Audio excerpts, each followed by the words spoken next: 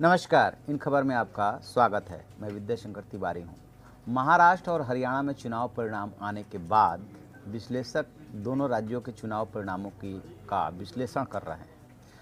हरियाणा में तो साफ साफ दिख रहा है कि कांग्रेस बीजेपी को किस तरीके से लोगों ने नकारा है और किस तरीके से वहाँ पे हंग विधानसभा बनी, कौन कौन से मुद्दे रहे, इस पे विश्लेषक अपना विश्लेषण कर रहे हैं कि मंदी, रोजगार, किसानों की बदहाली वगैरह वगैरह, यानी कि राष्ट्रीय मुद्दे जो है लोगों को प्रभावित तो किया, लेकिन अब उतना नहीं। ठीक इसी तरह से यदि महाराष्ट्र का विश्लेषण करें तो 17 सीटों का नुकसान बीजेपी को हुआ है और 7 सीटों का नुकसान शिवसेना को हुआ है, यानी कि वहाँ पे उसकी 23-24 सीटें घट गई है। 225 का प्लस का टारगेट लेके चले थे, 158-59 पे सिमट गया। लेकिन इन दोनों राज्यों के अलावा पूरे देश में 18 राज्यों में 51 विधानसभा सीटों और 2 लोकसभा सीटों पे चुनाव हुआ था। उधर समस्तीपुर बिहार में और महाराष्ट्र में 17, तो वो सीटें तो उन्हीं के पास रही। जैसे लोक जनशक्ति के सीट थी वो उन्हीं के पास रह गई, 17 में एनसीपी के पास थी, वो सीटें वो उन्हीं के पास रह गई। उसकी ज़्यादा उतनी चर्चा नहीं हो रही है जितनी कि 51 विधानसभा सीटों में बीजेपी को कहाँ कहाँ नुकसान हुआ, कहाँ कहाँ डेंट लगा।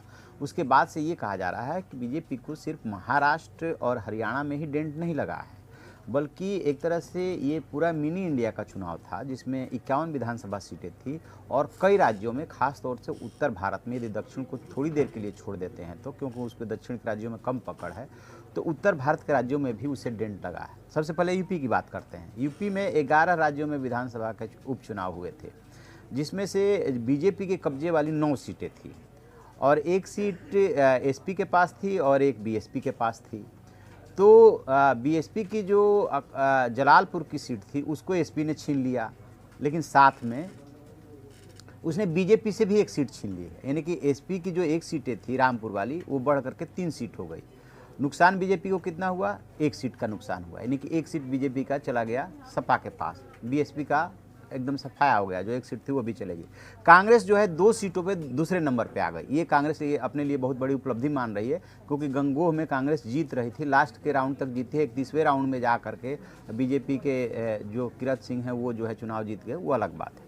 अब बात करते हैं बिहार की। बिहार में 5 विधानसभा सीटों का चुनाव हुआ था। 5 में से जेडीयू के खाते में सिर्फ 1 सीट आई है, 3 सीट जो है उसके खाते से निकल गई। उसमें से 2 सीट चली गई है आरजेडी के पास, 1 सीट चली गई एआईएमआईएम के पास और 1 निर्दलीय के पास। तो वहाँ पे भी उनको झटका लगा है। वहाँ पे 2020 यानी कि अगले साल के लास्ट में नवंबर में चुनाव है बिहार में। वो बीजेपी और जेडीयू में खींचतान चल रही है, वो अलग बात है। उत्तर प्रदेश और बिहार, उत्तर प्रदेश में भी झटका लगा है लेकिन बिहार में ज़्यादा लगा है।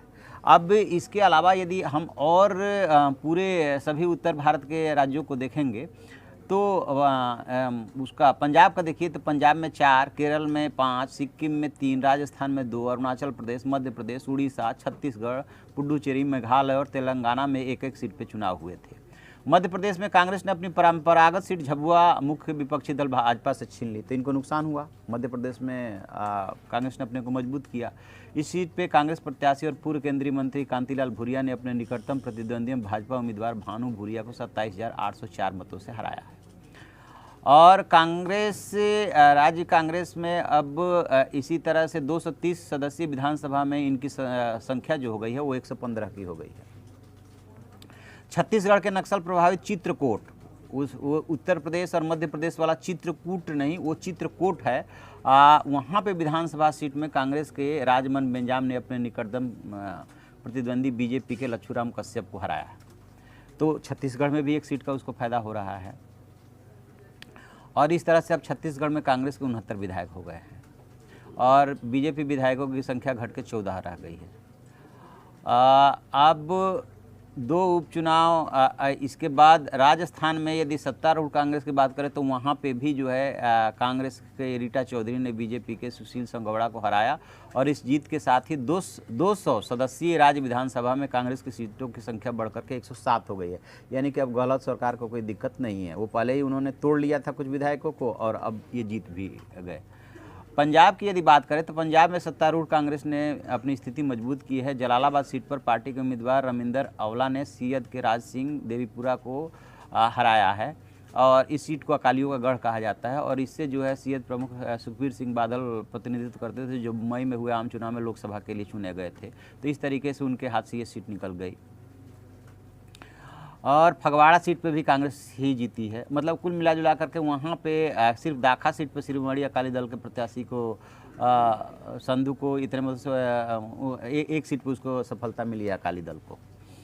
अब दक्षिण भारत में तो वैसे ही इनका बहुत कुछ नहीं है, लेकिन तमिलनाडु, केरल, तेलंगाना में जो उपचुनाव हुए वहाँ पे जो है इनको लोकसभा चुनाव में झटका खाने के बाद अन्ना द्रमुक को और माकपा ने फिर से अपना दम दिखाया। माकपा ने केरल और अन्ना द्रमुक ने तमिलनाडु में विपक्षी दलों के गढ़ में जीत हासिल की, यानी कि जो वो उनका अपना गढ़ था उसको उन्होंने बचाया रखा। इसके अलावा टीआरएस ने जो है वहाँ पे कांग्रेस से एक सीट छीनी है। तो कहने का मतलब ये है कि जहाँ जहाँ चुनाव हुए, चाहे नॉर्थ ईस्ट में हुआ हो, चाहे साउथ में हुआ हो, चाहे इधर नॉर्दर्न इंडिया में हुआ हो, वहाँ पे बीजेपी को झटका लगा है। 51 विधानसभा सीटों के बाई इलेक्शन में यदि बीजेपी एक एक करके दो करके सीटें हारी है। गुजरात में क्या हुआ? गुजरात में 3 सीटें, 3 कांग्रेस 3 बीजेपी को, यानी कि गुजरात में कांग्रेस जो है कांटे का टक्कर दे रही है। और अल्पेश ठाकोर जो कांग्रेस छोड़ करके बीजेपी गए थे वो चुनाव हार गए, वो सबसे ज़्यादा चर्चे में है। तो इस तरीके से बीजेपी को झटका लगा है पूरे देश में। और अब इस पे जो राजनीतिक पंडित विश्लेषण कर रहे हैं, किसी को वैसे तो किसी भी चुनाव में हार जीत का कोई एक कारण नहीं होता है, बहुत सारे कारण होते हैं। बहुत सारे आर्टिकल आ जाए हैं कि आखिरकार बीजेपी कैसे हारी। बीजेपी ने तो ये सोचा भी नहीं था, बीजेपी को तो छोड़िए, मीडिया ने भी नहीं सोचा था। एक एग्जिट पोल को छोड़ करके बाकी सारे एग्जिट पोल महाराष्ट्र और हरियाणा दोनों में एक तरफा बीजेपी की सरकार बनवा रहे थे, एनडीए की सरकार बनवा रहे थे। तो क्या क्या वजह हो सकती हैं हारने की?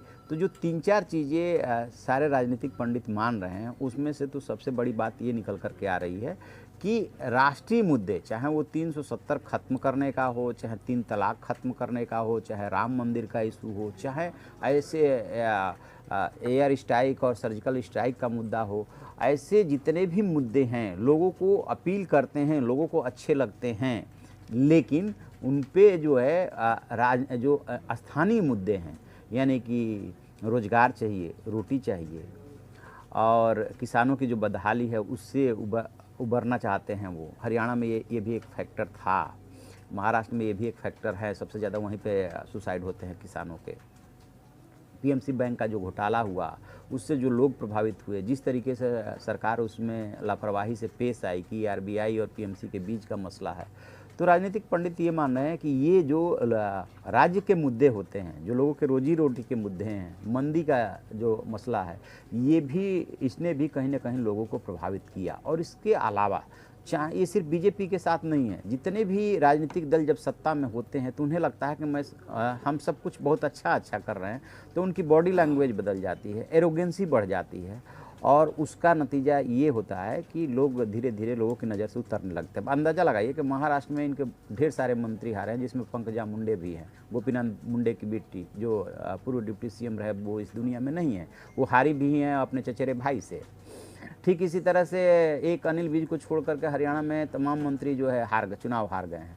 तो ये ऐसा तभी होता है जब लोग नाराज होते हैं, अदरवाइज ऐसे सामान्य परिस्थितियों में नहीं होता। कुछ तो टिकट वितरण के लिए आप आरोप लगा सकते हैं, कह सकते हैं कि टिकट वितरण ठीक से नहीं हुआ। तो टिकट वितरण ठीक से क्यों नहीं हुआ? इसलिए कि आपको लग रहा था कि हम तो जिसको खड़ा करेंगे वही जीत जाएगा, जबकि पता चला कि बीजेपी के कई बागी जो है अपने पार्टी के उम्मीदवारों को ही निपटा दिया है उन्होंने।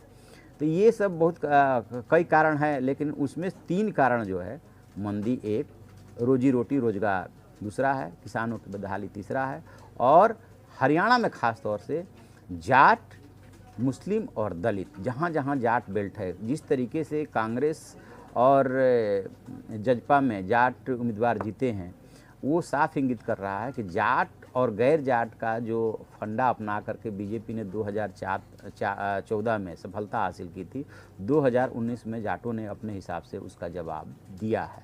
तो इस तरीके से पूरे यदि देश का एनालिसिस करेंगे तो बीजेपी को झटका लगा है, बेशक जोर का झटका धीरे से आप कह सकते हैं।